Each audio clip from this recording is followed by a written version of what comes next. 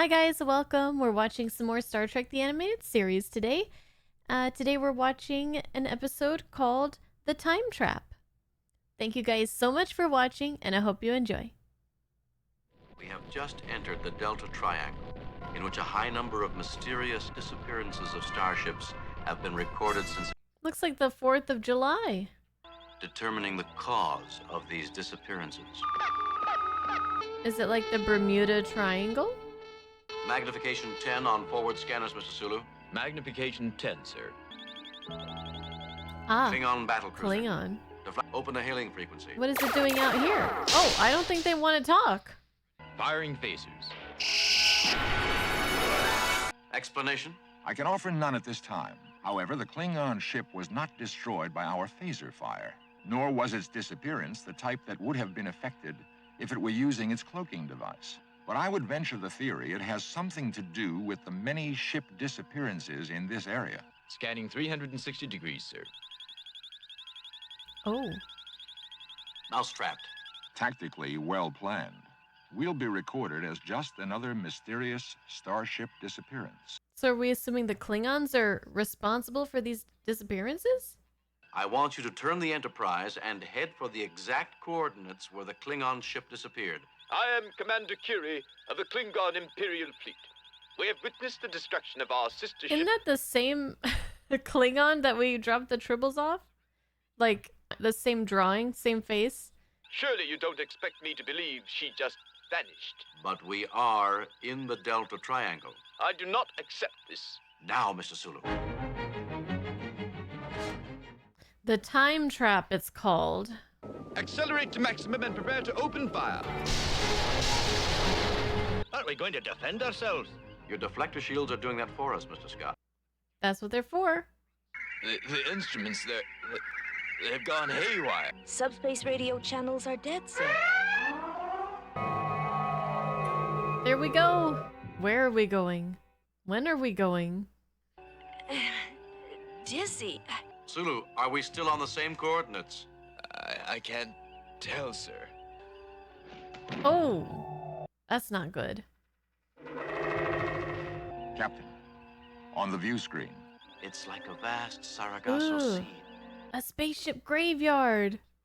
That's so cool. Look at this, all the different ships. I believe we'll find many of those ships are the ones designated as lost in the Delta Triangle. My guess was they entered a window to some other continuum. I want to see more of these ships in detail. There are ships here I've only seen crude drawings of. Yeah, Pictures in museums. that's so cool. Some of them have been here for centuries. There's the old Bonaventure. She was the first ship to have warp drive installed. Really? I'm picking up life and energy readings from the cluster of ships ahead of us. This is crazy. Prepare to open fire on the Enterprise immediately. That's your first thought? You're trapped in this graveyard in another space-time and you just want to fight? Our weaponry is frozen. Fire! There's no indication of damage. Oh, Kirk's gone. Oh, I'm intrigued by this. Is that a Gorn? Welcome to Elysia. Superman? Elysia is comprised of representatives of 123 races, have learned to live together because they must. Any act of violence is strictly forbidden and will be dealt with swiftly. I see a lot of familiar looking faces. Are we in an alternate universe? It's a pocket in the garment of time, peace being our single goal. You, as ship captains, are responsible for the behavior of your crews. With or without your knowledge, engage in any form of violence, total immobilization of your ship for a century. We'd all be dead by the end of it. No, Commander Corps. Time passes here, but very slowly. A century means nothing to us. Wow. But we have made the best possible world here because there is no escape from it. So the people on that ship that had the first warp drive, they're still alive. What's wrong, Scotty? It's our dilithium crystal, sir. But we've only 4 days at the most before power goes. Got any miracles in your computer, Spock? Impossible to predict, Captain. You will start work immediately, around the clock, non-stop, until you arrive at a formula that gets us out of here. Good luck. Get out of here and don't come back until you have a plan that works. Are we gonna work together? 2 new ships, beings, labor to solve the riddle of the time trap. Escape! It is impossible. They must try, Sirius, before they accept. So nobody knows how to escape? I do not wish to surrender hope, but the facts remain unchangeable. He isn't giving up. If they can do it, why can't we? I do not believe they can, sir. All power has been diverted to the engine, sir. We're picking up speed. This song never gets old. And they're back. You were right, Spock, but I almost wish they'd made it. Their attempt has given me an idea. But this involves combining our ship with the Klothos. That is correct. Yes. Teamwork. If we want to get out of here, it's our only choice. I say we go with this plan. I agree, sir. Good. I'll contact Core right away. Now they plan to combine the 2 ships and try again, It is not against our laws to try to escape. even if they die. It is their choice. Then it's settled. Our science teams will get to work right away, conjoining our warp and navigation systems. Agreed. Mr. Spock? I like this. I cannot tell you how impressed I am by your splendid spirit of cooperation. Mr. Spock. Forgive me, Commander. I was overcome by the moment. Goodbye. That was kind of weird. That reminded me of The Room. Hi, you're my favorite customer. Nice doggy. However it goes. Goodbye. Your willingness to work with your old enemy, Kirk, it is not like you, Commander. What would you think if the Enterprise suddenly disintegrated after our dual ship had pierced the time continuum? Come on, dude. It implies a rather high risk factor given Kirk's highly suspicious nature. You're highly suspicious. I will leave it to you to attend to the details of the Enterprise's destruction. And I thought we were gonna work together.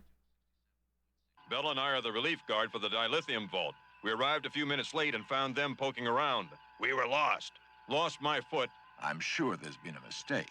Where are you supposed to be working? Engineering Deck 5.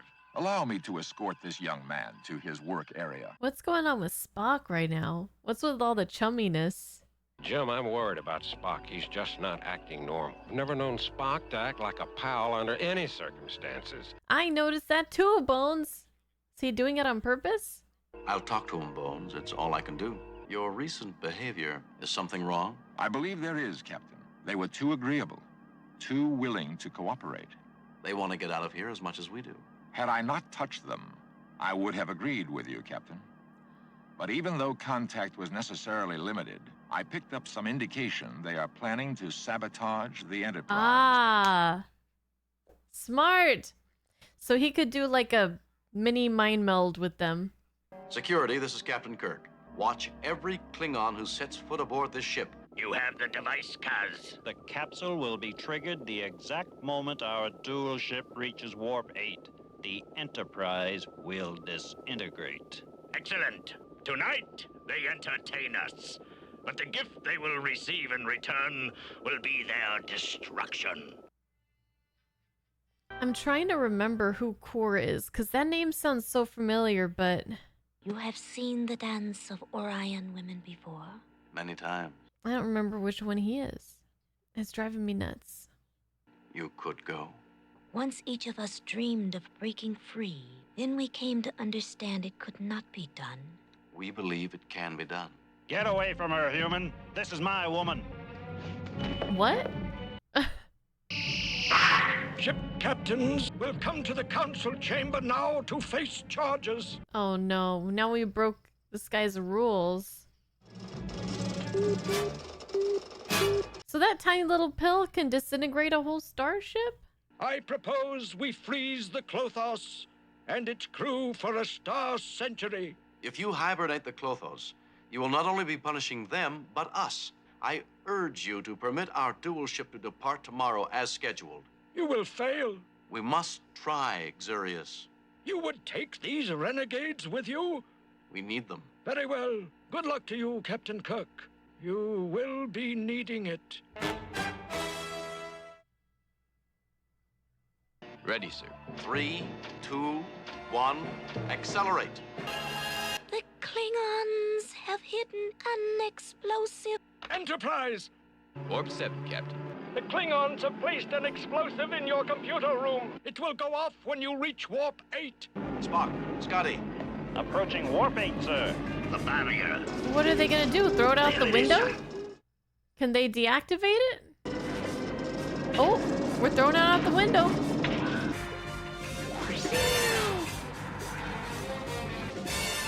We get out? Ooh. He took full credit for our escape from Elysia. Why, that scoundrel. It doesn't matter, Bones. It doesn't? That's what matters. Then we're back. Oh, wow, that was an abrupt ending. Okay, so I did look up Core, and I was thinking that it was this guy, but I wasn't sure. But Core is the one I was thinking that he might be with the Organians.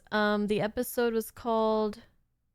There it is. I had to look it up. Errand of Mercy. All I could remember was the Organians are called the Organians. I'm glad to see Core again because I loved Errand of Mercy and I really liked his character. But I guess I was kind of hoping that it wasn't really him. I guess in my headcanon, Core and Kirk had this kind of like respect for each other, even though they were enemies, like this understanding, this kind of coming together in a way against a common enemy since they all hated the Organians. And to see him just try to destroy Kirk, I mean, I guess I just really wanted them to have like this kind of under the surface, they're kind of like wanting to be friends, but I guess that's just my wishful thinking. So I am glad that they brought this guy back. And I'm beating myself up that I was second guessing myself on exactly which Klingon this was. I think they could have drawn him here a little bit more recognizable because he had the like long mustache. I felt like this episode ended really abruptly. I kind of would have liked, I don't know, a couple extra lines either between the crew or maybe the Klingons. But one of the things that I really loved about this episode was the concept, and we got to see, even though kind of briefly, and I have to go back and like pause it to really look, but it was really cool to see some different ship designs. And then we got to see a bunch of alien races like the Orion girl. There was an Andorian, there was the pig guy who I can never remember what they're called. Tellarite.